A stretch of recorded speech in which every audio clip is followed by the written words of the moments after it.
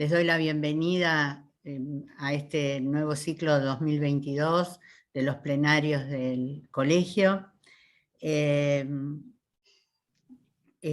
Como todos saben, y esto lo digo especialmente para los invitados, esta es la actividad medular, eje sobre la que gira la actividad científica del colegio, pero para los socios tenemos otra serie de espacios que compartimos, que son los espacios de intercambio clínico, los grupos de intercambio clínico y algunos grupos de investigación que están funcionando desde hace algunos años. El tema que nos convoca este año, que le hemos puesto de título Nuevos rostros del sufrimiento, metapsicología y clínica contemporánea, fieles a una tradición del colegio que es problematizar, poner a trabajar, poner en caución, cuestionar no solo la teoría, sino los modos de la práctica que han ido transformándose a lo largo de los años y a partir de la pandemia especialmente. Somos practicantes del psicoanálisis y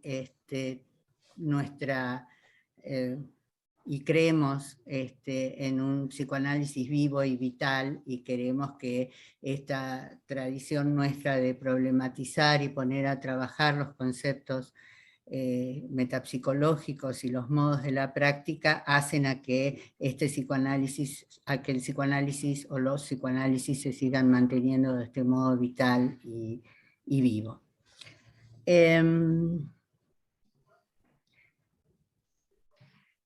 Este tema de los nuevos rostros del sufrimiento tiene que ver con que los cambios que han venido ocurriendo en la subjetividad, no solo a partir de la pandemia, sino antes de la pandemia también, nos han llevado a pensar que este es un tema central para poner a trabajar este año.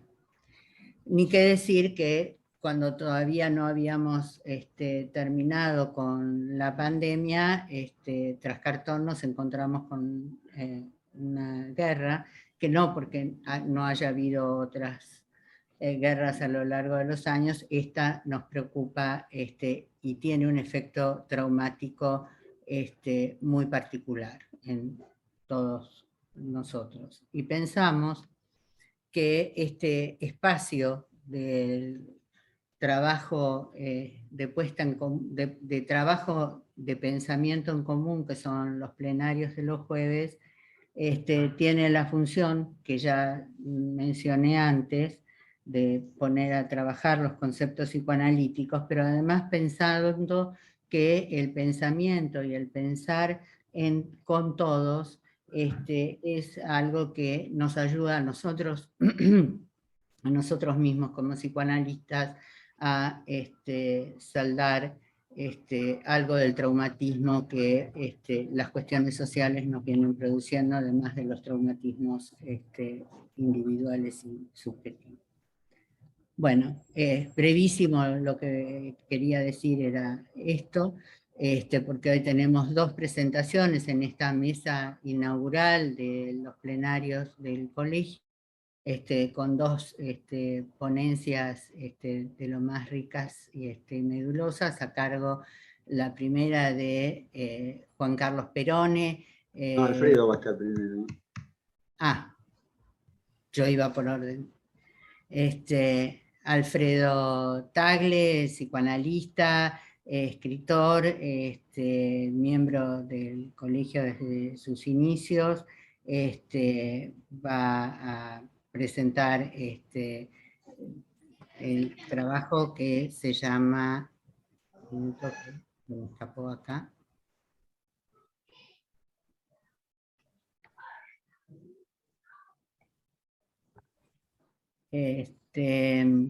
no, minuto. Alfredo, el nombre de tu trabajo que me quedó... Clínica psicoanalítica contemporánea. Clínica psicoanalítica contemporánea. Bueno, con nosotros entonces comienza Alfredo Tagle. Bueno, gracias Magdalena. Ustedes tienen una versión del texto que no es la que voy a leer. Esta es más reducida, porque si no me extendía demasiado, y tiene algunos pequeños cambios. O sea que les va a ser difícil seguirla por el texto que les enviamos. Bueno, el desafío del psicoanálisis contemporáneo consistiría en pensar freudianamente a los pacientes no freudianos, que son los que predominan en la clínica actual. Tema, el de los pacientes que desbordan el dispositivo teórico clínico heredado de Freud, de larga presencia en la historia del psicoanálisis, con autores como Ferenczi, Winnicott, Bion, Kohut, Searle y muchos otros. Dentro de la incesante evolución del psicoanálisis y en relación directa con los desafíos e incertidumbres de la clínica actual, me parece de singular importancia el cambio de paradigma destacado por Green al pasar Freud de su primera a su segunda concepción del aparato psíquico, de la primacía de la representación como dique articulador de la pulsión, congruente con la primera tópica, al que Green identifica como el modelo del sueño, donde la repetición está regida por el principio del placer. Freud pasa a describir otra modalidad de funcionamiento psíquico que no se sostiene en la representación, en la que la repetición tiende a una descarga indiferente al principio del placer, modelo del acto para Green, donde el afecto, la fuerza, predominan sobre la representación. El ello, en su condición de polo pulsional, a diferencia del inconsciente, de la primera teoría del aparato psíquico, ya no alberga solo representaciones reprimidas, sino que también mociones innatas que tienden a la descarga. El creciente predominio de pacientes con esta modalidad exige al psicoanálisis tener que dar respuesta a tal requerimiento, en especial desde nuevas modalidades de la práctica. El viraje teórico de Freud, que inicia Freud en 1920, no ha cesado aún de producir efectos, comenzando por los mencionados pioneros, cuyos textos parecen hoy más vigentes que entonces, cuya recobrada actualidad se debe, por un lado, al perfil de los pacientes que produce la época, pero también a que gracias a estos desarrollos teóricos, que hasta el momento no habían logrado hegemonía, ahora se nos hacen visibles cosas que antes no. Una multiplicidad de versiones del psicoanálisis se alberga bajo su prestigio. No obstante, desde una perspectiva más panorámica, se pueden apreciar convergencias en algunas líneas conceptuales de modalidades de la práctica. Una de ellas es el encuadre, respecto al que es constatable una tendencia general hacia pautas menos rígidas, con mayor flexibilidad para adaptarse a las características y necesidades de cada paciente. También es necesario destacar que el encuadre es la vía regia por la que el entorno social, político, económico condiciona su práctica. Si bien es en el núcleo dialogal del método, asociación libre, atención flotante, donde se conserva su genoma, otros factores del marco en el que se desarrolla son más plásticos a las condiciones del medio. La incorporación del psicoanálisis a las obras sociales y posteriormente a las empresas de medicina prepaga es un claro ejemplo de la presión del entorno en el ejercicio liberal del psicoanálisis. La definición de frecuencia de sesiones, duración del tratamiento, fijación de honorarios y otras regulaciones del intercambio incorporaron a los contadores como partícipes necesarios. Un capítulo aparte merece la actual pandemia. Si bien esta progresión hacia una mayor flexibilidad viene de lejos, con precoces propuestas en el sentido de algunos pensadores casi desde el inicio, es indudable que la violenta intrusión de la crisis actual en los consultorios ha conmovido y transformado la práctica de los psicoanalistas de todas las escuelas y geografías. Barridos los encuadres precedentes, el desafío será entonces encontrar la forma de recrear la necesaria terceridad que aloje y preserve del núcleo dialogal del psicoanálisis dentro de los márgenes que la cambiante realidad impone. Hoy, como siempre, la teoría, el propio análisis, la supervisión y el intercambio entre colegas conforman la trama en que se sostiene esa necesaria terceridad. Otra tendencia que me parece común, aunque en grados y formas muy diferentes, es la progresiva mayor implicancia subjetiva del analista. Desde la incorporación de la contratransferencia como intento de utilizar la subjetividad del analista en forma objetiva, asunto polémico de por sí, no ha cesado de correrse la línea en detrimento de una supuesta neutralidad del analista. En armonía desde ya con la epistemología de la época, muy alejada de la de Freud, se extiende, por un lado, el reconocimiento de que es imposible que el analista no incida desde su subjetividad en el rumbo del proceso. Y por otro lado, la supuesta objetividad heredada de las ciencias naturales cede su lugar a la idea de que la tarea del psicoanálisis no consiste en la revelación de una previa presencia objetiva, verdad científica, sino en la comprensión de la subjetividad del paciente, cosa que solo es posible hacer desde otra subjetividad. El considerar el psicoanálisis como una práctica intersubjetiva tiene valiosos precursores. En 1930, Ferenczi considera el espacio analítico como un campo creado entre dos inconscientes. Mención que nos remite de inmediato a ilustres referentes del psicoanálisis argentino. Madeleine y Willy Baranger, con su idea de campo analítico, incorporan al analista como ineludible variable a considerar. Ya en un trabajo anterior, Willy Baranger entiende al psicoanálisis como ciencia de una psicología bipersonal, y en su revisión de 1979 como un campo intersubjetivo.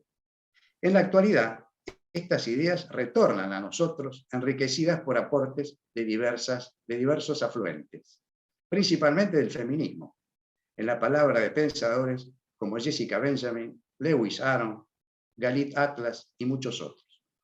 Debido a la mayor atención prestada a la presencia del inconsciente del analista en el proceso, es que un concepto como el de enactment, al que los autores ingleses utilizan como sustantivo y como verbo, a veces demasiado abarcativo y de límites imprecisos, ha ganado presencia en la comunicación entre colegas. Concepto que intenta dar cuenta de ciertas acciones que involucran a paciente y terapeuta, en las que se actualizan emociones inconscientes de uno o de ambos protagonistas. Es más, en relación al asunto de las acciones en análisis, ha venido ganando terreno el reconocimiento de que por su intermedio se hacen presentes contenidos inconscientes no accesibles a través de la palabra, que no provienen de lo secundariamente reprimido.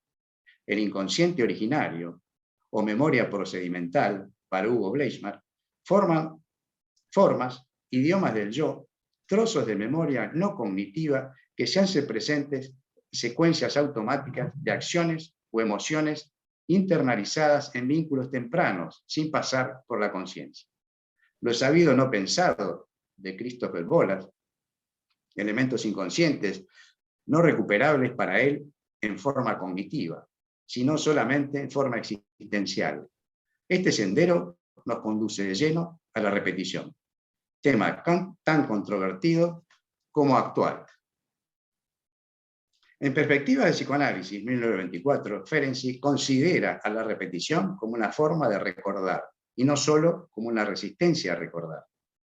En aspectos metapsicológicos y clínicos de la regresión dentro del marco psicoanalítico, 1954, Winnicott describe una particular modalidad de repetición de la que da testimonio en su clínica y que conceptualiza como regresión a la dependencia, en la que el paciente logra representar tempranos fracasos de la adaptación del medio en los errores del analista.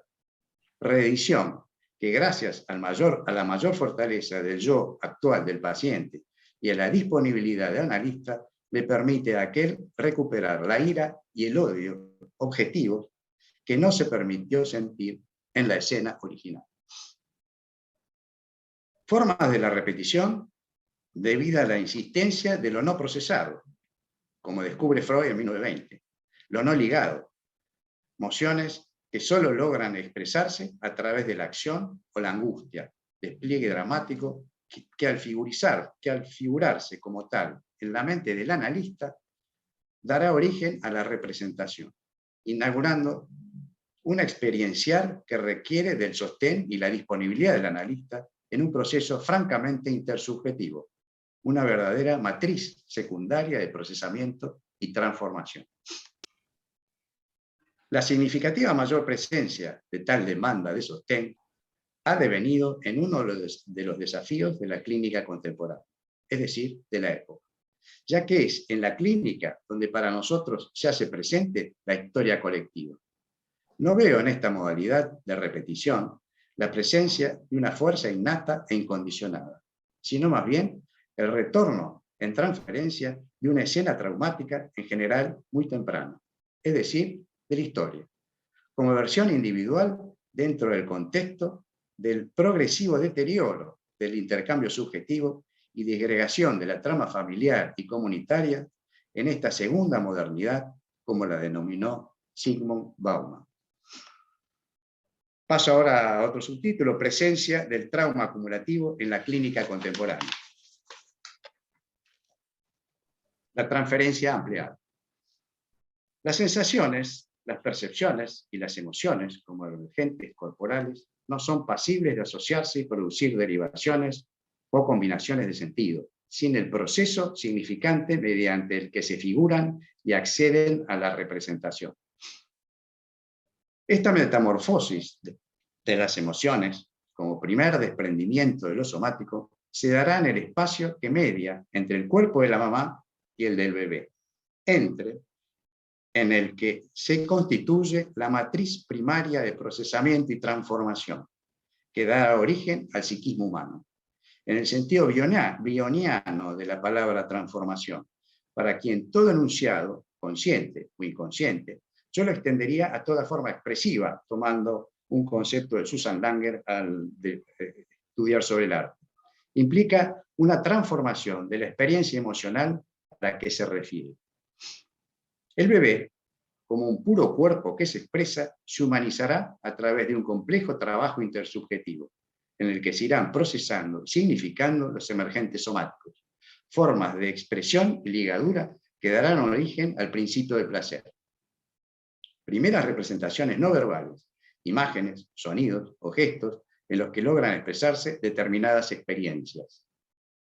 Construcciones previas a la palabra, cuyas limitadas posibilidades de relacionarse de relaciones y combinaciones mutuas dependen del logro de una terceridad que enmarque y regule los intercambios entre la madre y el bebé, dándole ritmo y sentido.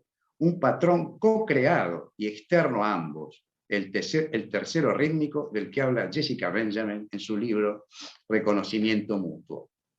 Un concepto muy interesante.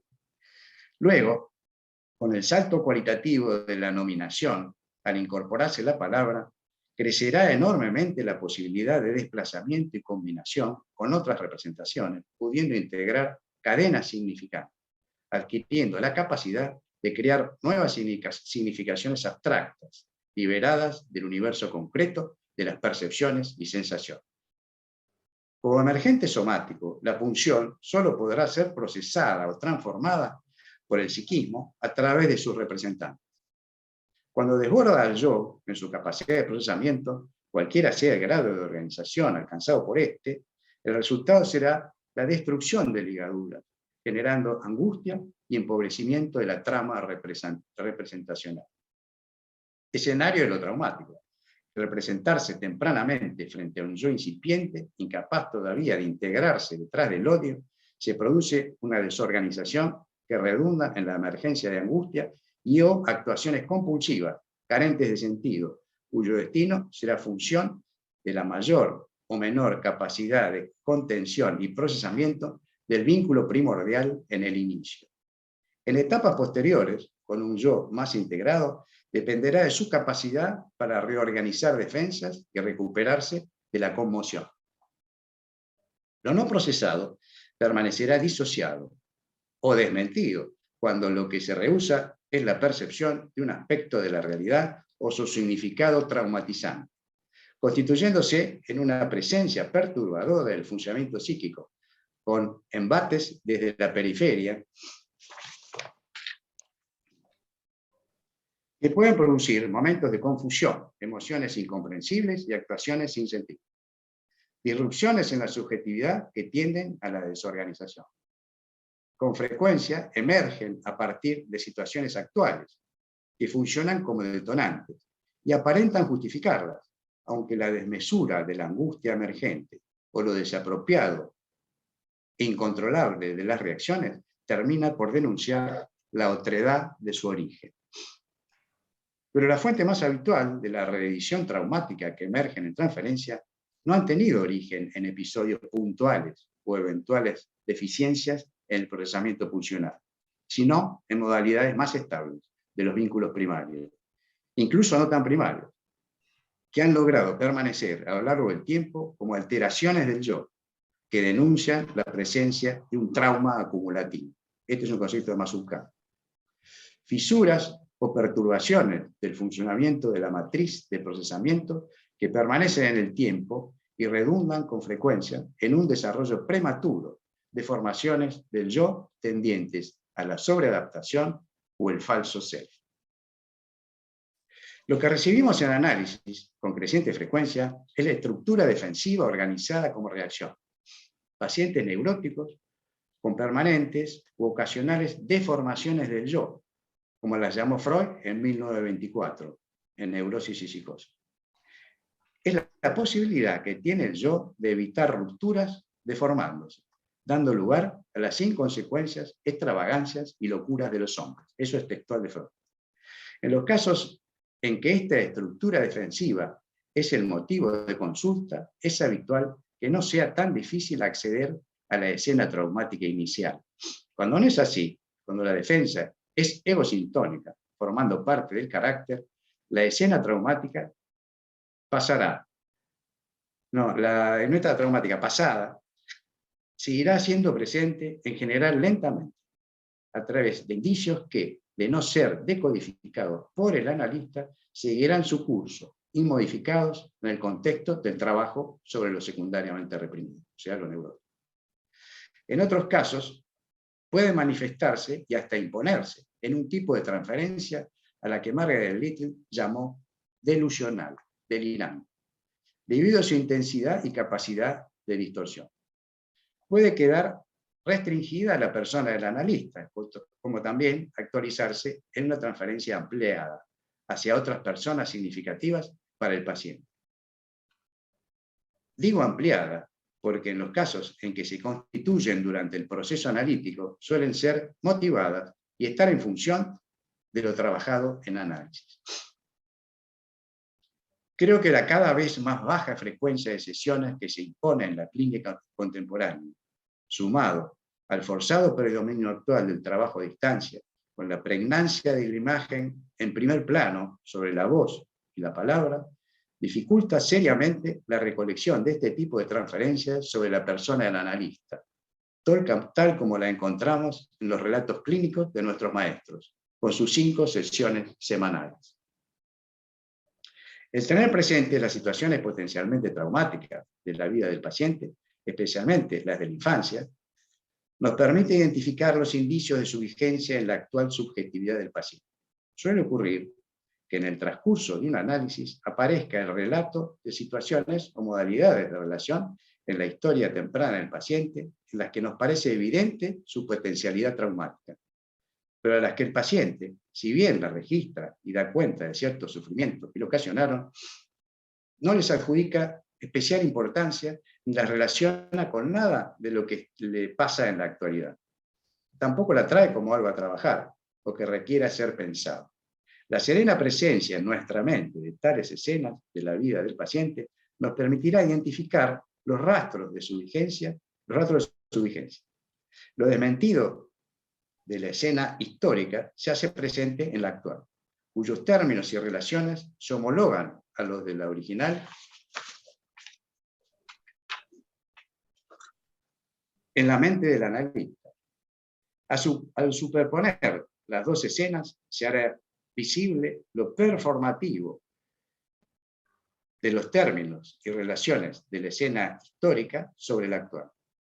Si nuestra hipótesis llega a ser correcta, el trabajo sobre la exégesis de la estructura que se repite comenzará a otorgar racionalidad a excesos e inconsecuencias en la conducta actual del paciente, carente hasta entonces de justificación. Así como en el modelo que parte de la representación, el proceso de significación circula fundamentalmente a través de la palabra, en el que la tiene como meta, en cambio, será la acción dramática la vía privilegiada de acceso al sentido. Dos escenas ajenas entre sí podrán interactuar y jugar en un tercer espacio potencial, donde el tiempo es reversible y la acción metáfora. Bueno, ahora voy a relatar un caso clínico que un poco, en el que se da un poco esta dinámica.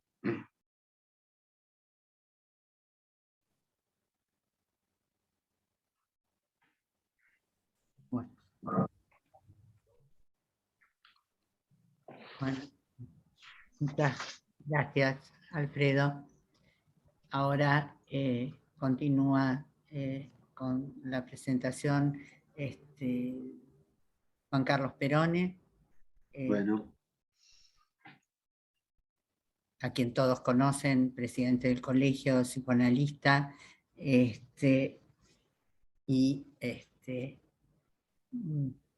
tu presentación no le pusiste título. no, en rigor no le puse No. título. Pero bueno, porque un poco el título sería el mismo título de que tuvo. Ahora lo digo. Ahora cuando comienzo a leer se entenderá por qué no. Cuando vos me digas, Magdalena, arranco. Adelante.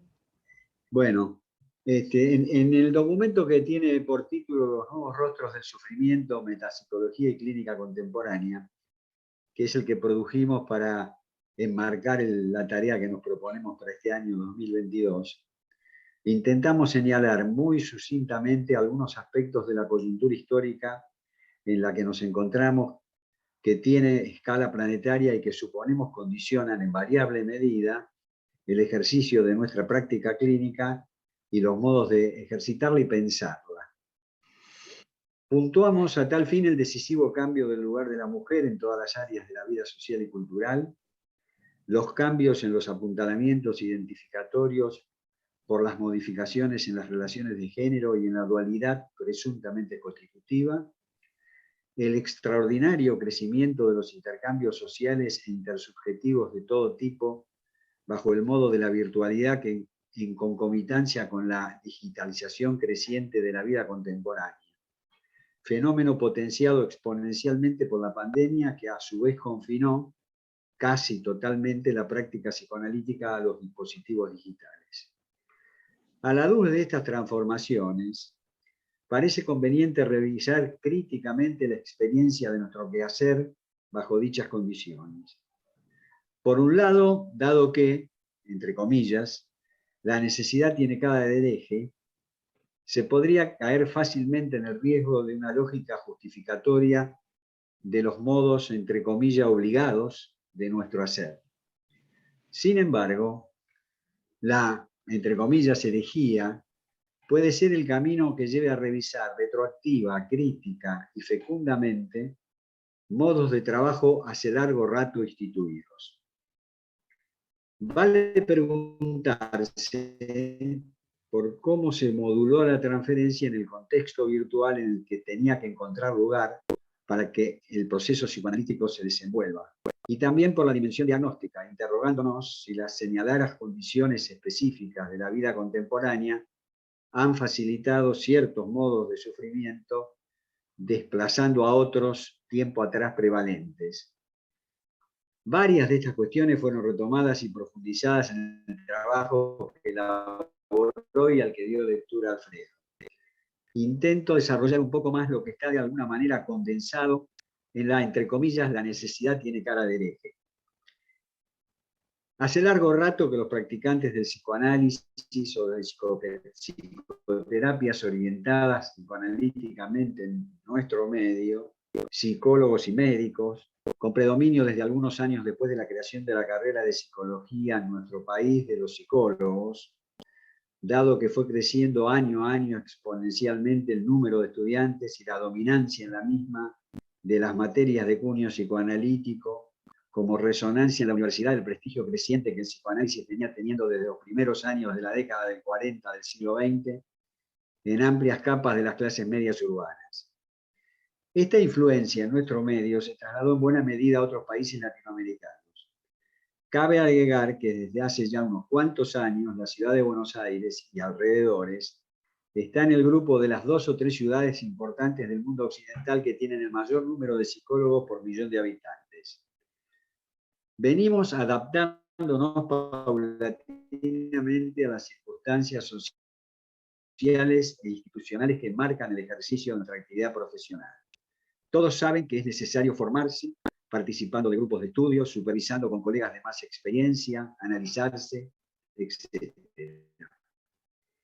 Es el modo de integrarse a una compleja red de trabajo profesional en la que poder afirmarse, obtener visibilidad, ir construyendo un modo de trabajo que nos sienta como propio. En suma, construir una identidad en torno al arte de psicoanalizar que vaya recogiendo lo sedimentado en esta compleja y nada fácil trayectoria. Nuestro campo ha estado sometido, como todas las otras áreas de la vida social en nuestro país, a las periódicas crisis económicas, políticas y sociales que hacen tambalear lo trabajosamente conseguido.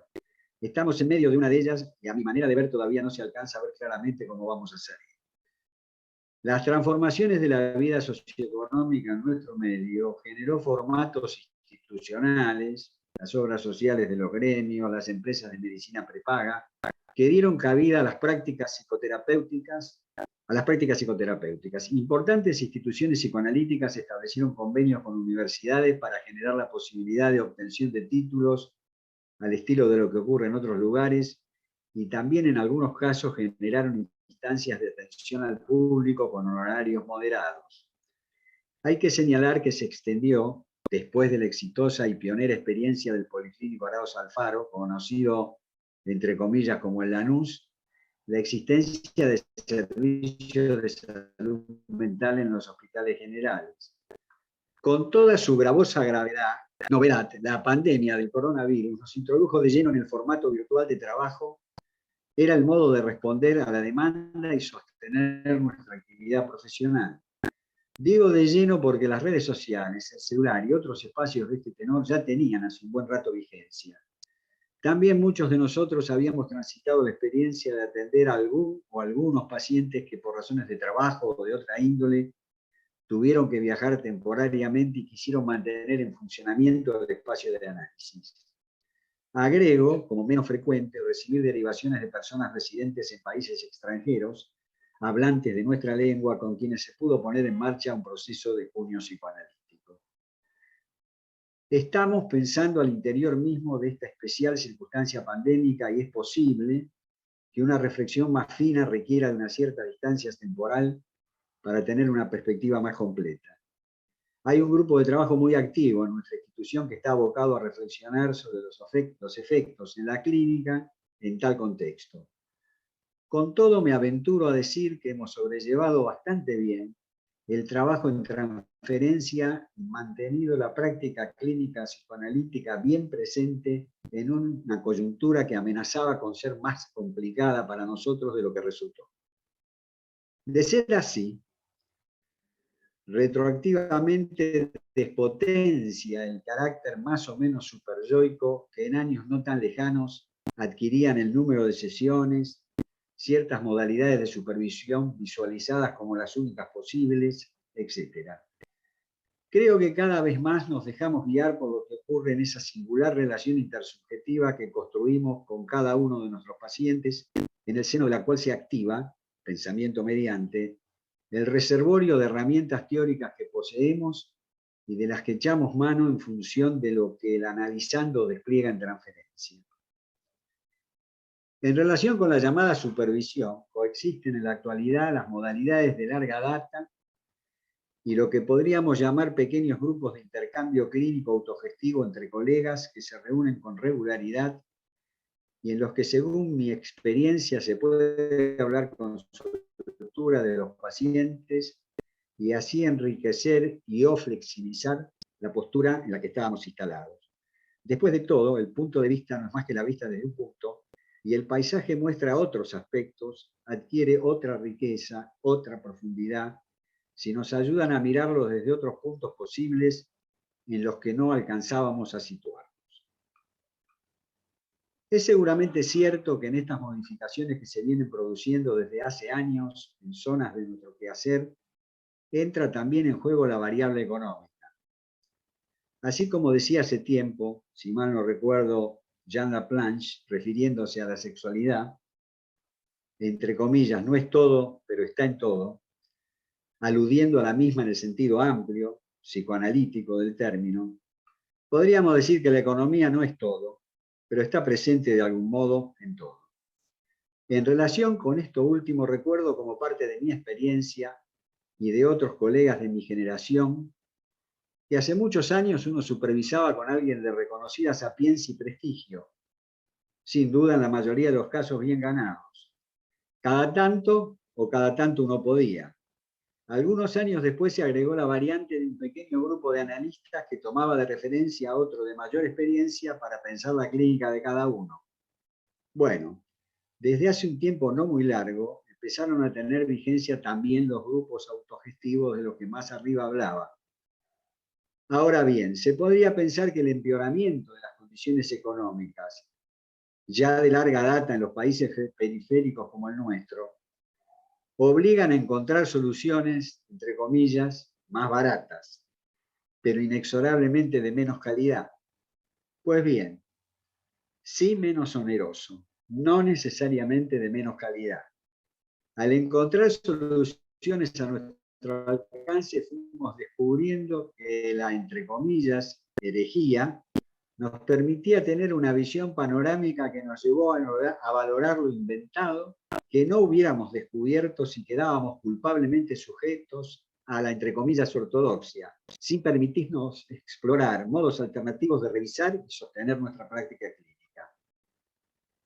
Alfredo menciona en su presentación sobre las características predominantes del análisis contemporáneo el progresivo reconocimiento por parte de diversos autores de la implicación subjetiva y necesaria del analista en esta específica relación intersubjetiva que todo trabajo de puño psicoanalítico supone. Esto tiene dos vertientes, al menos, que son dos caras de la misma moneda. La incidencia del inconsciente del analista en el campo de trabajo y las repercusiones de este campo en la subjetividad del analista, incluido la dimensión inconsciente de la misma. A mi manera de ver, esto abre a una serie de cuestiones complejas que atañen a los modos de conducción de la cura y a aspectos éticos que están íncitos en la práctica clínica. O por poner en consideración una cuestión que tiene como referencia de fondo el título del conocido trabajo de Freud de 1937, Análisis terminable e interminable. En un cierto sentido, en tanto la vida sigue y nos enfrenta a diversos azares y situaciones novedosas, se puede decir que el análisis en última instancia sería interminable. Pero que por eso mismo cada análisis emprendido en algún momento debe terminar, lo cual no impide que en otro momento se pueda retomar, y más de una vez, con el mismo analista u otro. Ahora bien, lo que creo que es interminable es el análisis que los que oficiamos como de analistas hacemos de nosotros mismos, a sabiendas o no, a través de lo que nos obliga a vivenciar y pensar la relación con los analizandos mientras ejercemos nuestro oficio. No solo por los efectos que el despliegue en transferencia de su decir y hacer tiene en nuestra subjetividad, fenómeno a elucidar para darle forma a nuestras intervenciones, sino también por descubrir aspectos de nosotros mismos que se hacen más nítidos cuando se espejan en los avatares de la vida de nuestros pacientes que recolectamos en sus relatos y acciones. El único análisis efectivamente interminable es el autoanálisis que hace consigo mismo el que mantiene el oficio de analista a lo largo de su vida. Otro aspecto que Afero señala que se presenta con mucha asiduidad en la clínica de nuestro tiempo es la inclusión por parte de los pacientes de situaciones de su temprana infancia que a oídos del analista parecen como del orden de lo traumático, pero que son transmitidas despotenciadas de la intensidad afectiva que merecerían tener, pero que guardan significativas conexiones con las dificultades que el paciente encuentra en su vida de relación actual. Comparto en líneas generales el modo en que él ejemplifica cuál debe ser la labor del analista en el seno de la transferencia para valorizar ese pasado, restituyendo el papel que juegan las vicisitudes de la vida presente de su paciente. Aporta al respecto una muy rica experiencia de su propia clínica.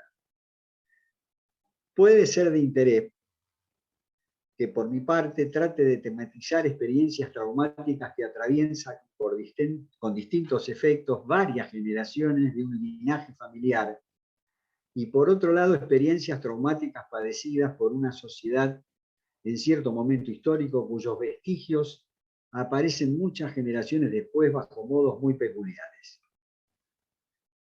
Entre 1940 y 1945, plena Segunda Guerra Mundial, más de 200.000 niños fueron raptados de los territorios ocupados por el ejército alemán.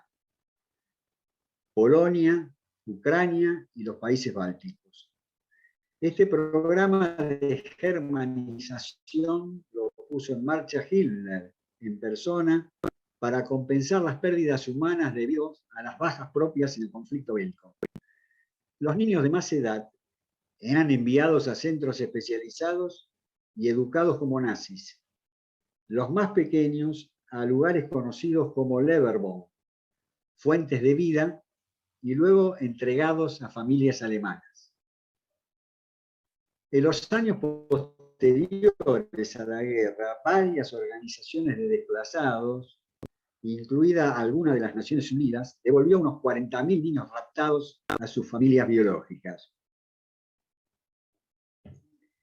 La novelista de origen canadiense, pero residente desde joven en París, Nancy Houston, autora de 9 novelas y varios ensayos, sobre la base de ese acontecimiento tremendo que mencioné, construyó una ficción cuyo título en su edición en español es Marcas de Nacimiento, donde los que ofician de narradores son siempre niños o niñas de cada una de las 4 generaciones de una familia. La bisabuela, de nombre Erra o Cristina, con K, fue una niña que siendo muy pequeña fue sustraída de sus padres biológicos en Ucrania y entregada a una familia alemana que tenía ya una hija de 5 o 6 años mayor que ella y un varón adolescente reclutado muy joven en una Alemania que se encaminaba ya a su derrota en la guerra y que murió en uno de los frentes de lucha. Aparentemente en compensación, un joven polaco de unos 12 años, sustraído también de su familia de origen, es dado en adopción a la misma familia alemana. Lo interesante, a mi manera de ver, es que cada capítulo de la narración le da voz a un integrante de cada generación, que es un niño o niña de 6 años y con una modalidad retroactiva, es decir, desde el presente, que para la historia que se reconstruye es el año 2004, cuando entra en escena el primer narrador, un niño de 6 años llamado Sol, bisnieto de aquella niña raptada y entregada a una familia alemana. Luego su propio padre, Randall, nieto de esa bisabuela Erra, cuando tenía 6 años en 1982. Toma ese papel en el capítulo siguiente la madre de Randall, Sally, que a sus 6 años, en 1962, vive con su madre Erra. En el último capítulo es la propia Erra, o Cristina como la nombraba la familia apropiadora, la que en 1944-45, a sus 6 años, oficia de narradora. El otro elemento que a mi juicio tiene un notable valor metafórico es que estos personajes históricos que ofician de narradores en la novela comparten un rasgo corporal común. Cada uno tiene un mismo tipo de lunar hereditario, pero no iguales entre sí en forma y tamaño, y situado en cada portador en un distinto lugar del cuerpo. La bisabuela, Erra, también llamada Cristina, en el codo de su brazo izquierdo, la abuela, Sadi, hija de Erra, en una nalga, Randall, nieto de Erra e hijo de Sadi, en el hombro izquierdo, y Sol, hijo de Randall, nieto de Sadi y bisnieto de Erra, en la sien. Digo valor metafórico porque esas saliencias que desentonan con la superficie corporal que las rodea, por su textura y color, simbolizan en la ficción narrativa marcas subjetivas en el entramado psíquico que aluden a un mismo acontecimiento pretérito y traumático, y a su pasaje transgeneracional, pero que se inscribe de modo singular y diferencial en cada generación. Acontecimiento a su vez que requiere ser enmarcado entre los crímenes del nazismo en ese periodo histórico. Esta historia novelizada creo que tiene resonancia respecto a nuestra propia historia, mucho más cercana en tiempo y espacio. Me refiero a nuestros desaparecidos y a la tarea incansable de búsqueda de justicia por parte de las madres y abuelas. La guerra de la Triple Alianza. Permítame este breve excursus histórico para intentar darle encarnadura a la cuestión de la transmisión transgeneracional de un hecho traumático de enorme alcance social en la geografía y en el periodo de su ocurrencia, que encuentra maneras de reaparecer a través de signos metonímicos manifiestos en el relato de habitantes del lugar, pero desligados del acontecimiento al que sin embargo remite. Cuenta Eduardo Galeano en ese libro extraordinario que lleva por título Las venas abiertas de América Latina, y cuya primera edición es del año 1971, que a mediados del siglo XIX Paraguay era el país más avanzado socioeconómicamente de América Latina. Un desarrollo autónomo y sostenido que había arrancado unos cuantos años antes logró que fuera para esa época el único país de América Latina que no tenía mendigos, hambrientos ni ladrones. En 1845 el agente norteamericano Hopkins informaba a su gobierno que no había niño que no sepa leer y escribir. Era también, dice Galeano, el único país que no vivía con la mirada clavada al otro lado del mar. Desde 1850 había una industria siderúrgica en la localidad de Ibicuy con su respectivo órgano de fundición. El 98% del territorio paraguayo era de propiedad pública, el Estado cedía a los campesinos la explotación de las parcelas a cambio de poblarlas y cultivarlas en forma permanente y sin el derecho de venderlas. Entre comillas, Galeano dice, el aliento vivo de las tradiciones jesuitas facilitaba sin duda este proceso creador.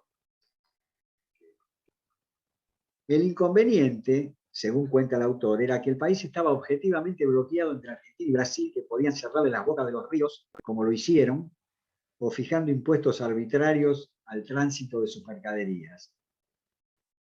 En abril de 1865, el Estándar, diario inglés de Buenos Aires, celebraba la declaración de guerra de la Argentina contra Paraguay. El tratado con Brasil y Uruguay se firmó el 11 de mayo de 1865.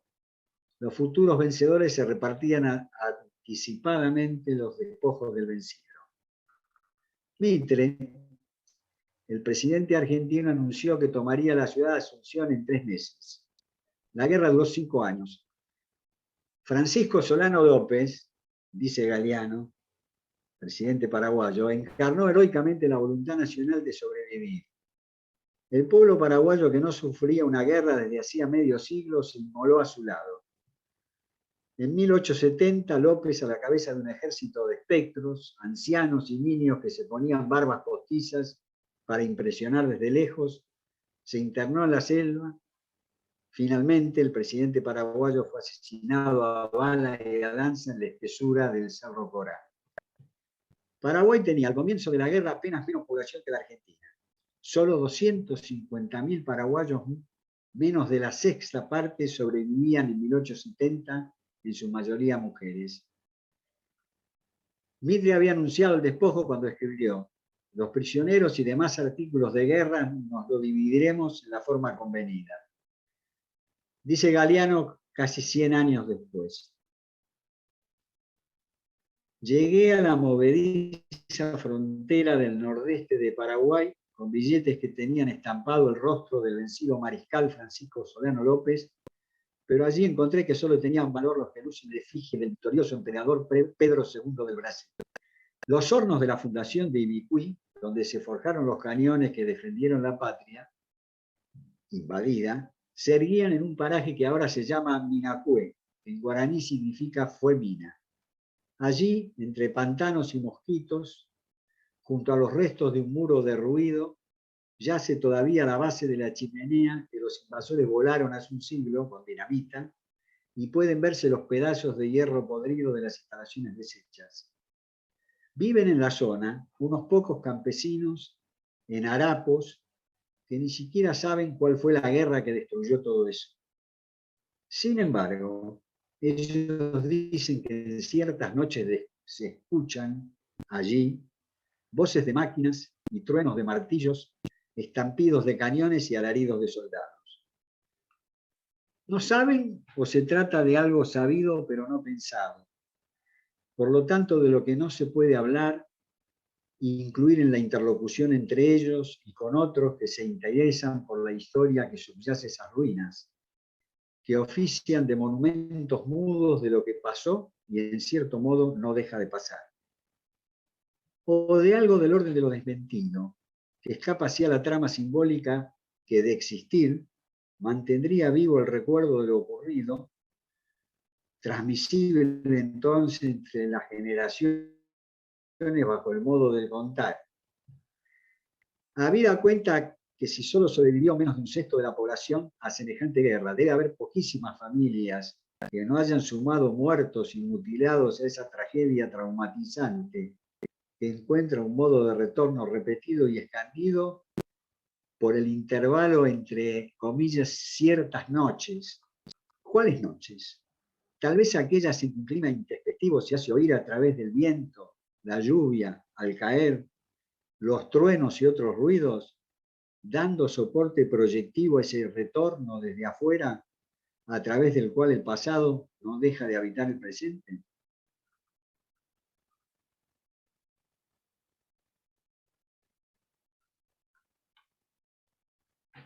Bueno.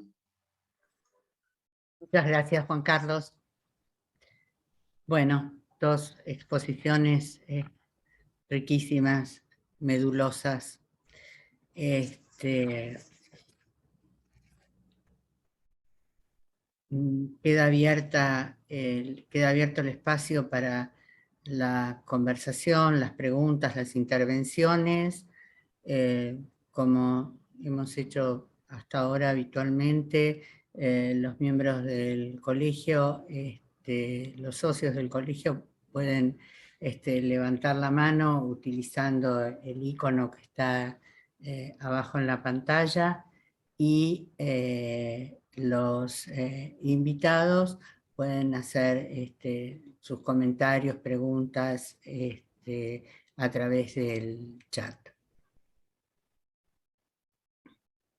Bueno, adelante.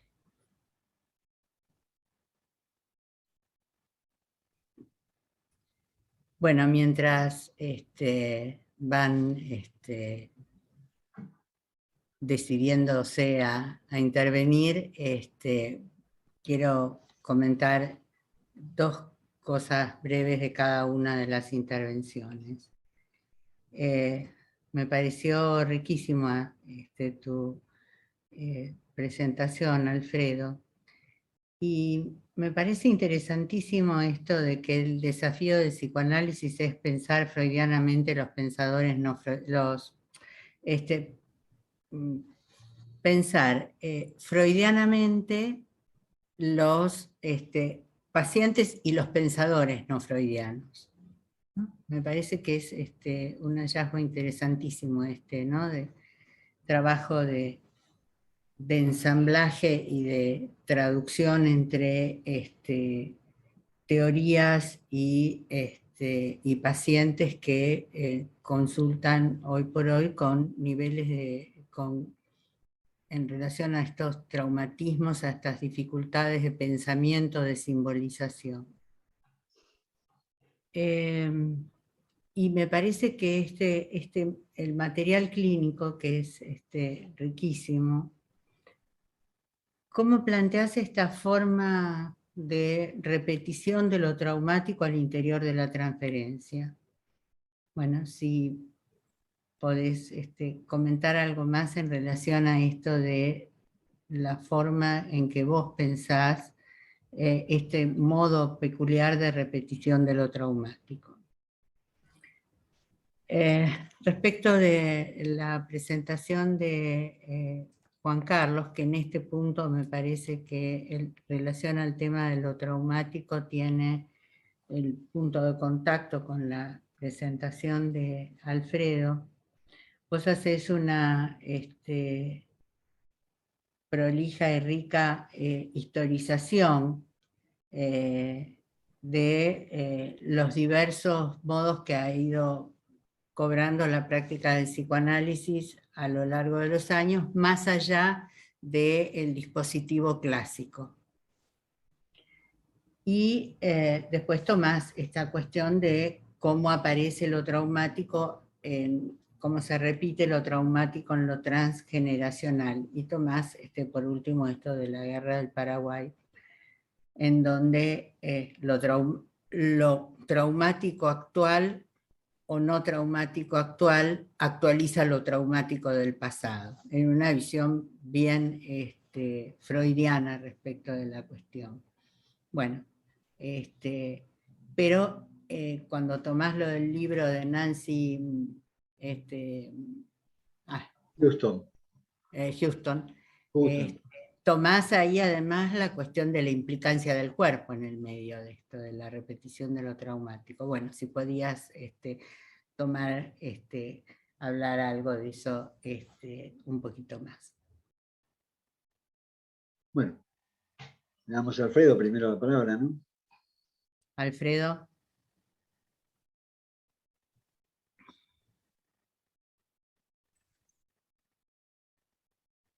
Está muteado, Alfredo.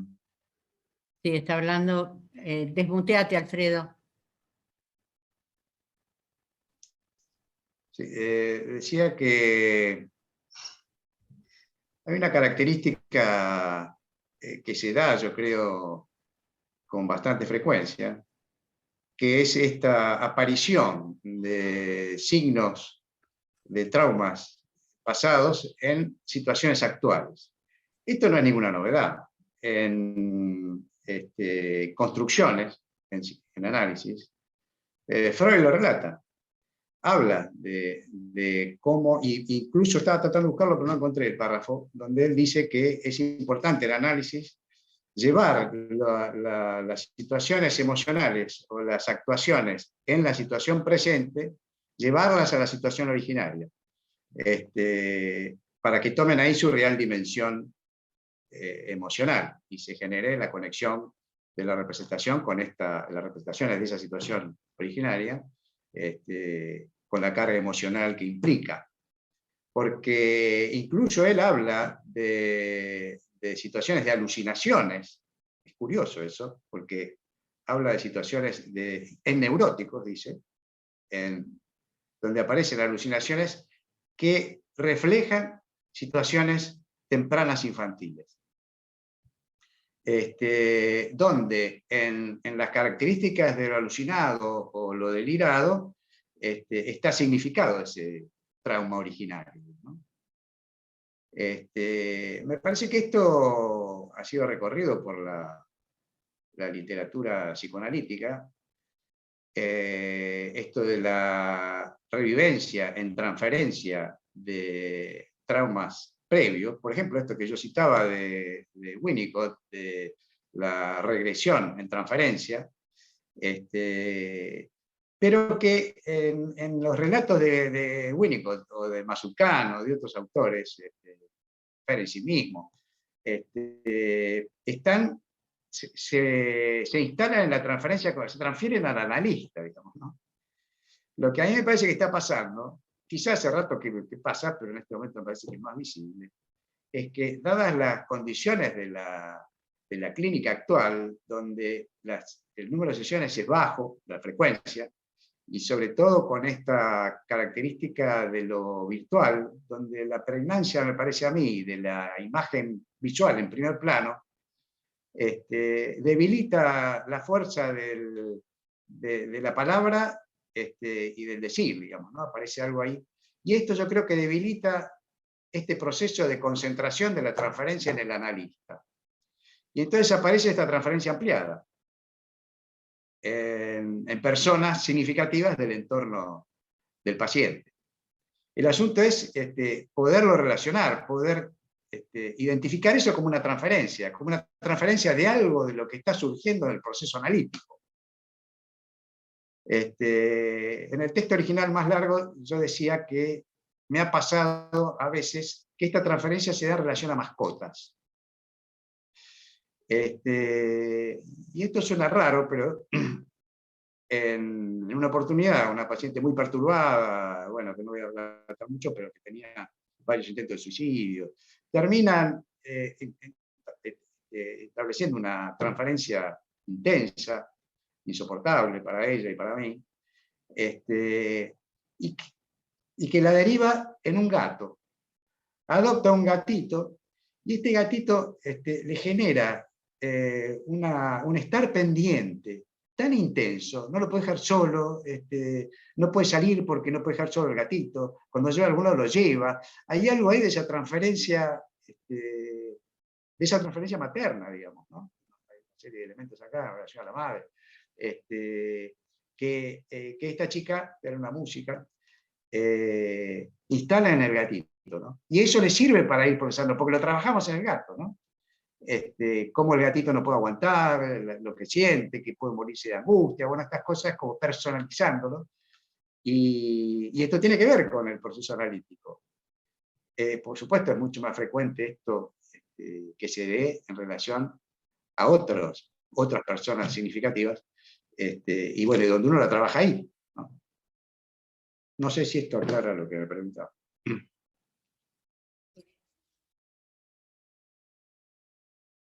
Juan Carlos.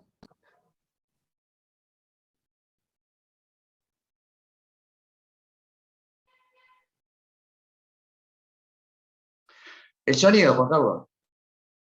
Estabas Está muteado. desconectado. Ya está. No, me estaba acordando de lo que vos señalabas que dije respecto a esa familia, esas 4 generaciones de una familia cuya bisabuela había sido apropiada, digamos, y dada en adopción a una familia que no era obviamente la familia biológica, siendo muy pequeña, y que en el pasaje transgeneracional de esas circunstancias traumáticas implicaba también en el modo del relato de la novela el compromiso corporal, decías vos, ¿no? Y me preguntabas en relación a eso. En rigor de verdad, a mí me parece que ese lunar que va pasando de generación en generación, que es un lunar de tipo hereditario, seguramente la novelista investigó que hay ese tipo de lunares que se transmite generacionalmente, pero que no aparecen en cada uno de los integrantes de la generación que sigue con la misma forma y en el mismo lugar del cuerpo. A mí me parece que más que la cuestión temporal es una especie de metáfora de lo que pasa psíquicamente. Es decir, todos son impactados de alguna manera por esa situación traumática originaria que empieza con la vida de pequeña de la bisabuela y se va trasladando a las generaciones que siguen Y el lunar está representando eso, está representando la marca psíquica más que corporal, que cada uno recepcionó por formar parte de esa trama intersubjetiva transgeneracional. Pero me parece interesante que la novelista especifique que son distintos los lunares, no son exactamente iguales, se transmiten de una generación a otra y además están en distintos lugares del cuerpo. Ahí el cuerpo podría ser tomado como la superficie psíquica o el psiquismo. Lo que es, de última, lo que yo pensé es que en rigor de verdad, aunque el trauma se transmita inexorablemente, impacta de manera singular y diferencial en cada uno. No elude las singularidades que lo recepcionan de algún modo. Me parece que es eso lo que está metafóricamente insinuado en el tema de los lunares, más que la alusión al impacto corporal, digamos, que puede tener lo traumático, que puede ser que lo tenga en muchos casos, no lo sé, pero me parece que ahí, por lo menos a mí me pareció que lo más rico era imaginarlo como una metáfora que inventó la escritora para aludir a otra cosa, de otra profundidad y otro tenor. Bueno, gracias. Carlos Busetti. Estás muteado, Carlos.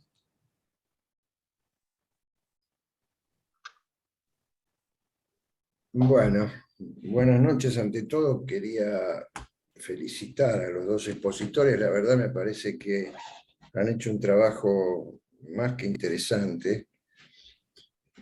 Por suerte hemos podido leerlo un poco rápido, así, ¿no?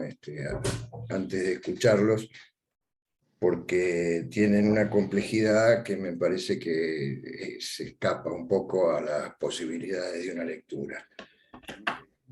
Pero de todas maneras, yo me quería detener en un par de cosas.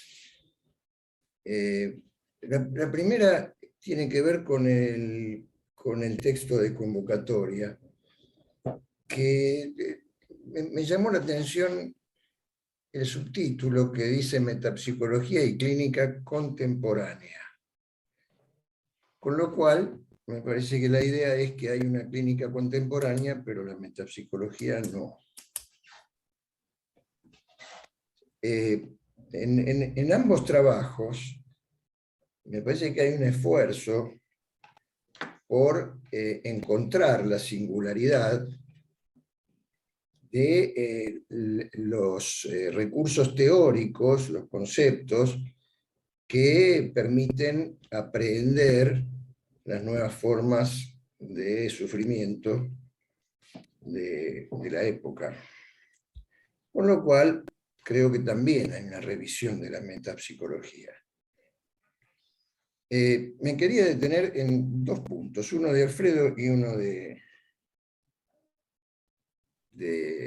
Juan Carlos. Lo de Alfredo, que me pareció más que interesante y una polémica muy necesaria en la época, es la idea de la implicancia subjetiva del analista. Hay un autor que no ha sido mencionado, pero que tiene una enorme importancia en nuestros medios y en la historia del pensamiento psicoanalítico, que es Lacan. Y Lacan ha cuestionado severamente la idea de la intersubjetividad. Más aún, ha pensado que la función del analista tiene que ver con una destitución subjetiva, donde el sujeto del analista queda completamente opacado, escamoteado en el procedimiento de la cura. Yo coincido sin ninguna duda con la postura que Alfredo ha desarrollado extensamente, con una erudición que por supuesto me excede. Ha citado una cantidad de autores y creo que la idea de que la subjetividad del analista tiene una intervención fundamental en el proceso de la cura, creo que es necesaria más que nunca hoy en día, porque evidentemente han planteado ambos un enorme abanico de cuestiones señalando las determinaciones epocales de nuestra práctica, con mucha complejidad, y me parece que habría que revisarlas y, bueno, volver a leerlas y todo eso. Pero en este punto en particular me quería detener, me parece que es muy importante, porque nos encontramos con pacientes que ya no están, bueno, Alfredo lo decía, ¿no? No están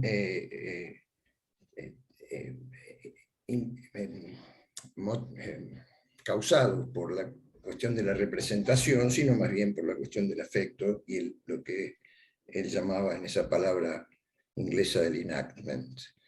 De manera que la subjetividad del analista tiene una intervención necesaria en esto.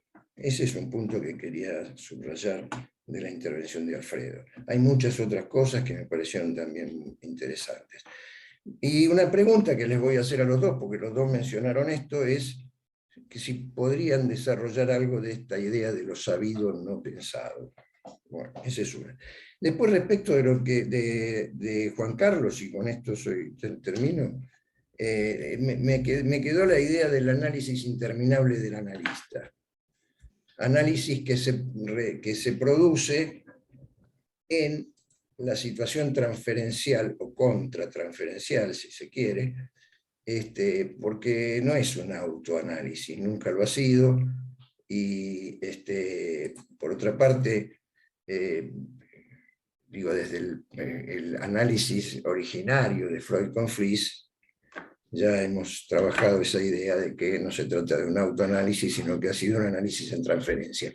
Entonces parecería que esta idea de un análisis interminable del analista es porque se analiza con sus pacientes. Y esto me evoca la famosa idea de Ferenczi, que ha sido tan citado hoy por Alfredo, del análisis mutuo.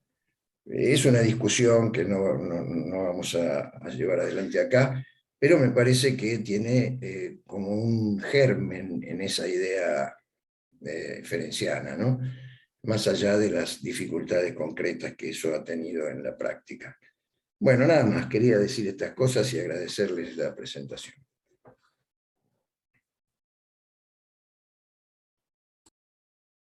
Bueno, no sé si Alfredo o Juan Carlos, ¿quién de los dos comienza? ¿Puedo decir algo yo? Sí, por supuesto.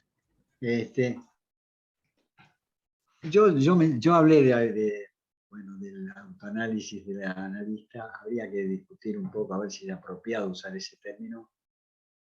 En realidad lo que me parece que quise decir es que ahí el analista no está en análisis con otro analista, cosa que también puede ocurrir, de hecho ocurre. Pero digo que lo llamaba autoanálisis en el sentido de salirse de lo canónico, donde el analista, pensando en transferencia, lo que circula en su clínica con cada uno de los pacientes, también está obligado a pensar sobre sí mismo, bajo el doble modo del impacto que tiene lo que el paciente relata en su subjetividad, porque le genera cosas, afectos, interés, curiosidad, etcétera, etcétera, cuestiones que tiene que tener en cuenta. Y además porque se espeja en el otro, porque somos todos, creo que Lacan decía que finalmente somos todos hechos de la misma estofa. Entonces, así como nos pasa en el diálogo con un amigo, reconocer algo nuestro en lo que relata un amigo de sus desventuras, ¿por qué no nos pasaría también en cierto modo con el paciente? ¿Y por qué no nos sentiríamos más obligados a aprovechar eso? Porque va a ser en beneficio no solamente nuestro, sino de otros pacientes también.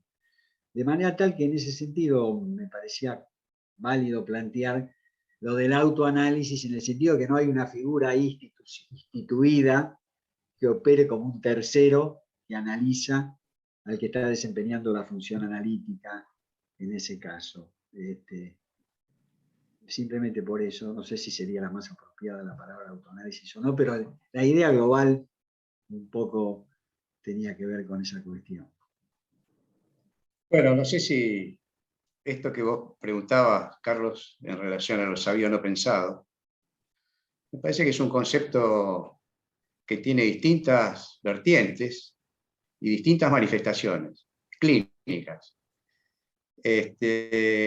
Una tiene origen en el planteo de situaciones donde el yo es arrasado y no registra la situación, ¿no? Es ¿cómo se llamaba esto? De Roussillon, le pone un nombre, el trauma, bueno, como un trauma ausente, digamos, ¿no? Que es un trauma que no está registrado y que aparece en lo dramático, ¿no? También tiene que ver con lo recuperado en este tipo de transferencia de regresión a la dependencia que plantea Winnicott, ¿no? Que lo que él dice es que el paciente no estaba ahí para registrarlo. Quiere decir que no había una estructura que podría asimilar esto, y esto queda grabado de una manera no verbal, no sistemática, aparece en las referencias, en las actuaciones, ¿no? Esta es una de las versiones, digamos, estas situaciones traumáticas infantiles que aparecen de maneras, de estas maneras, ¿no? Dramáticas. Esto es tomado por distintos autores. Pero además hay otra manifestación, que es en los vínculos primarios hay ciertas cadencias, ciertas secuencias que se graban.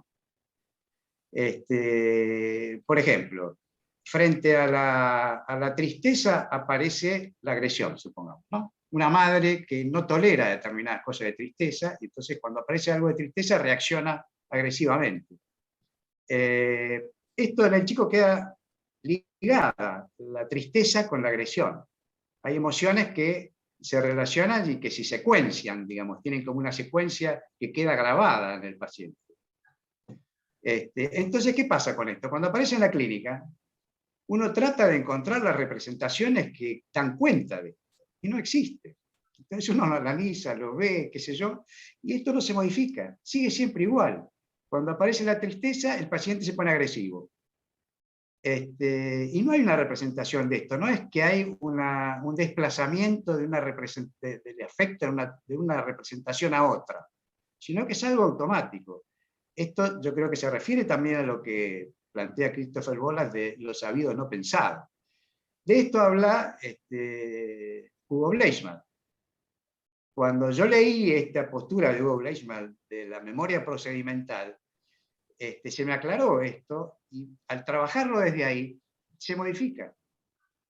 ¿Por qué? Porque el paciente trata de ligar esta agresión, supongamos en este caso que acabo de inventar, que no sé si es muy procedente, con la tristeza. Entonces, cuando le aparece esto medio automático y que no puede justificar, empieza a pensar en la tristeza, cuando uno puede hacer esta unión en el proceso analítico. Y ahí aparece la posibilidad de corregirlo. Bueno, esto es lo que podría decir que lo sabía. No pensaba que también hay desarrollos del mismo bueno, este autor que nombré, que ahora no me acuerdo, en estas lagunas que tengo, y que tiene más profundidad y más desarrollo. Bollas. Bollas. Claro, Christopher Bollas, exactamente. Bueno. Porque me parece que la pregunta sobre sabido o no pensado también me involucraba, Carlos, porque yo uso eso también cuando hablo de la situación, digamos, de generaciones posteriores de ese traumatismo social que involucró a un país entero, prácticamente, que fue la guerra casi de exterminio de la Triple Alianza.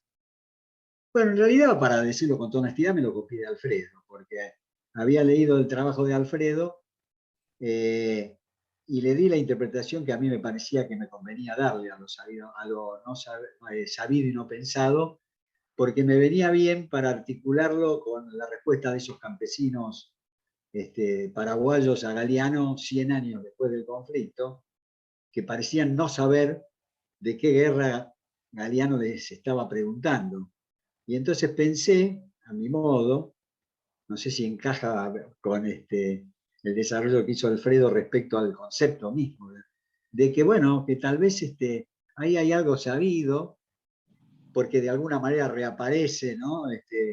Volviendo desde fuera, pero no pensado, por no hablado, que no entró en el diálogo entre las generaciones ni por lo tanto hubo oportunidad de darle una representación que tuviera acceso a la palabra. Entonces dije, bueno, pero de algún modo es sabido. No sé qué alcance tiene ahí la palabra sabido exactamente, si es pura conexión de reacciones emocionales o va un poco más allá. Pero aproveché lo que había leído en el trabajo de Alfredo, dije, esto me viene fenómeno, y después agregué lo del desmentido, porque lo vi como otra posibilidad, que haya habido un desmentido, como manera de preservarse del horror, digamos, y la humillación vivida en esa guerra, pero que ese desmentido, digamos, retorna de manera un tanto delirante esas noches donde los ruidos exteriores se prestan para proyectar aquello que no se puede decir y que no se puede contar. Fue así como lo armé. Dos variantes, lo sabido o pensado y lo desmentido, y que retorna bajo el modo en que suele retornar lo desmentido en el plano del sujeto singular y por qué no, tal vez en el plano de traumatismos colectivos, involucran a una sociedad entera, como fue eso. Esto en realidad genera un problema metapsicológico, ¿no? Al que se refieren en general los autores que hacen mención de esto. Por ejemplo, algunos autores, uno que nombré, que ahora tampoco me acuerdo porque estas lagunas, el de El trauma perdido, el autor del punto del trauma perdido, lo que dice, lo nombra los... Roussillon, No. dijiste. No. Roussillon, cuando se enfrenta con esto, dice, bueno, si esto no tiene registro psíquico, ¿dónde queda? ¿Cómo es que aparece? Y frente a esto, bueno, le da una solución, dice, bueno, es lo psíquico, no psíquico, ¿no? Lo cual es medio raro, pero bueno, es un problema metapsicológico, porque esto, si no tiene una representación, ¿cómo aparece? ¿De qué manera queda registrado y aparece buscando representación, ¿no? Esto es lo que yo decía, que a veces este trabajo, que en realidad es el trabajo que hace la madre en esta matriz de procesamiento y transformación que se da entre el bebé y la mamá, ¿no? Donde le da forma representacional a cosas que intuye por ahí. Me parece que en el trabajo del analista, en estos casos donde aparecen estas situaciones de reedición traumática, es uno de los trabajos del analista es darle representación a esto, ¿no? Entonces uno percibe algo de esto, lo relaciona con algo de lo que escuchó del paciente en algún relato y lo relaciona. Y ahí aparece la representación, que es un trabajo distinto al trabajo de la neurosis, ¿no? De lo secundariamente reprimido, donde uno tiene que ir a buscar esa representación. Acá lo que hay que hacer es poner la representación, que no está. Alfredo, perdón, pero a mí se me ocurre otra posibilidad respecto a eso, ¿no? Porque me parece que uno tal vez puede imaginar que hay representaciones, porque lo que uno ve, lo que uno escucha, lo que uno siente son también representaciones y las pensamos como actividad psíquica, pero son representaciones que quedan sueltas de todo amarre con otras representaciones. No encontraron, digamos, conexión significante con la trama de representaciones que a lo mejor ya se inició, y ahí es donde la intervención de un tercero, digamos, la madre o quien fuere, o el analista, puede encontrar un puente para conectar esa representación, digamos, que quedó desamarrada con el resto de la cadena representacional, y entonces ahí entra en otro desfiladero representativo, pero tal vez uno podría pensar que hay representación. Es una representación que quedó boyando, digamos. Yo creo en relación a eso que son dos fenómenos diferentes. Me parece que de relacionar representaciones que no están relacionadas es más un trabajo en relación a la neurosis, digamos, ¿no? Donde por ahí hay representaciones que uno puede ligar y que generan cadenas y que generan sentidos que no estaban antes, ¿no? Lo que estaba Sentidos por ser reprimido, nuevo, lo mismo. relacionar dos representaciones. Tal vez la noción freudiana de signo perceptivo sea útil para pensar esto. Puede ser, claro. Puede ser. De inicio. Pero hay a veces algo relacionado más con lo pulsional que no logra ninguna ligadura y que aparece en angustia, ¿no? en angustia o en actuaciones. Bueno, me parece que este es un fenómeno de otro orden, ¿no? Al de ligar determinadas representaciones perdidas, ¿no? Bueno, vamos a extendernos no más de 10 minutos, siendo las 10:05 más o menos, pero eran tan ricas y medulosas las presentaciones que no alcanzaban el tiempo que teníamos destinado. Dani Slutsky levantó la mano. Sí, buenas noches, ¿cómo les va? Levanté la mano y la bajé porque lo mío iba no por el debate que se armó recién. Ante todo, felicitaciones por los dos trabajos absolutamente complementarios. Uno de una rigor de Alfredo, rigurosidad teórica, metapsicológica y clínica, y Juan Carlos más se largó sobre la base de haberlo leído profundamente a Alfredo hacia lo literario psicoanalítico. Simplemente para calentar motores, porque tenemos todo un año de trabajo, me quedé pensando mucho en el título del año, que son Nuevos Rostros, y me preguntaba dónde están todo lo que fue apareciendo hoy, los nuevos rostros. Y por momentos me enojaba, me reencontraba con la idea de los nuevos rostros, y en principio lo que se me ocurre es que no homologar nuevos rostros a nuevas patologías, ¿no? Entonces, en nuevos rostros también pueden encajar y entrar las formas que van teniendo, y en ese sentido creo que el libro de Nancy Houston, el extraordinario libro de Nancy Houston, Marcas de Nacimiento, muestra cómo se van actualizando estos nuevos rostros a través de estas marcas.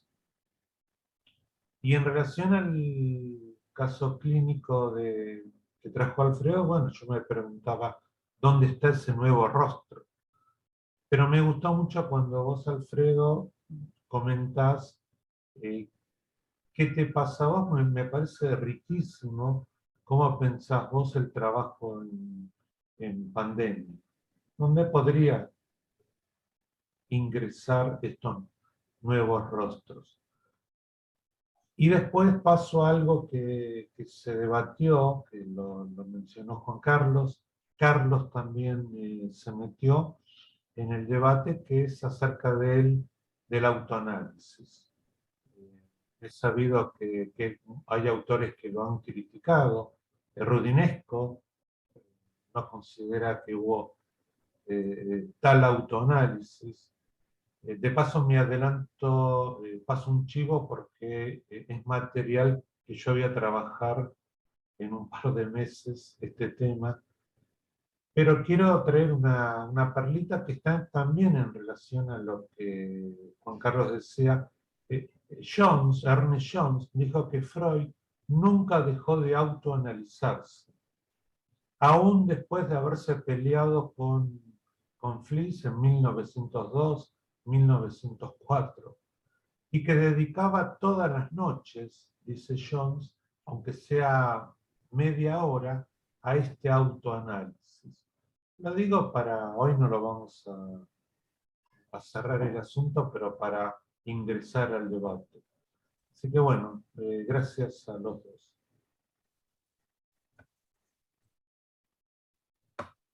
Bueno,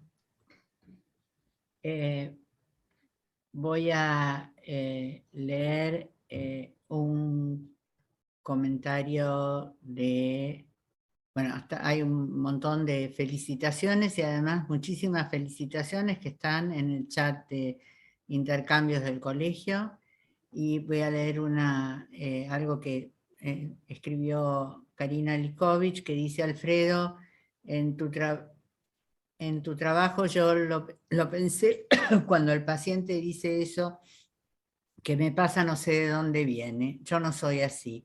creo que ahí se puede apreciar la división del sujeto. Algo me pasa y que al mismo tiempo lo siento ajeno a mí.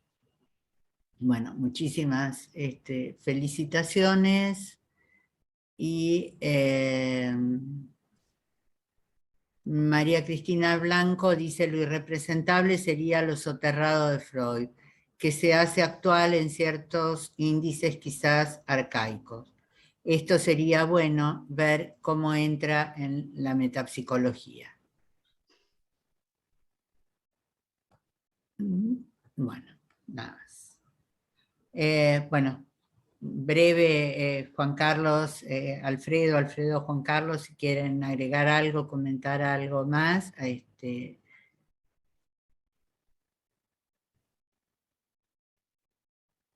¿No?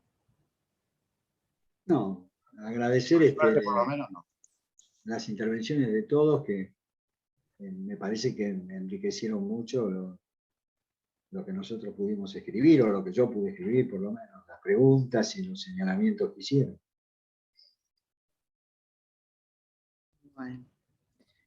Bueno, muchas gracias a Alfredo y a Juan Carlos por esta inauguración realmente fantástica de este ciclo del colegio.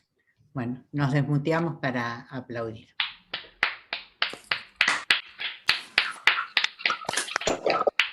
Bueno. Gracias, Juan Carlos, Alfredo. Gracias, chicos. Gracias. Gracias. Feliz año. Muchas Muy bueno. Chao, muchas gracias. Chao. Adiós. Muchas Muy gracias. bueno. Chao. Chao, hasta luego. Chao. Gracias, gracias, chao. Chao.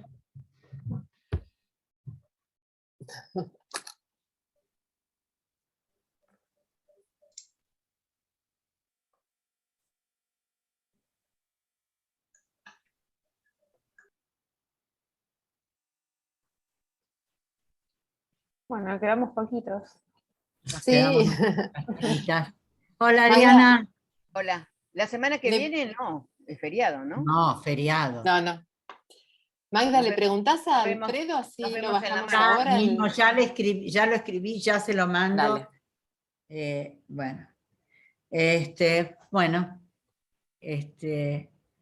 a medida que iba escuchando, ya me había pasado el otro día que me iba inspirando un trabajo sobre el tema de lo inscripto, lo representable, lo irrepresentable, la diferencia con lo inscripto, la palabra. Bueno, ahí me quedé, me pareció interesantísima la discusión. Bueno. Sí, para volverlo a leer y seguirlo trabajando. Los dos seguir textos. trabajando. Bueno, chao. Chao, chicos. buenas noches. Chao, Melanie. Nos vemos. Chao, gracias. Nos vemos. Libre. Chao, Mary. Bueno, vamos cerrando. María, yo quedo con el celular abierto, cualquier cosa avísame si lo bajamos ahora y ya. Ya, lo hago. espera un minuto, que ya le estoy, espérate. Dale.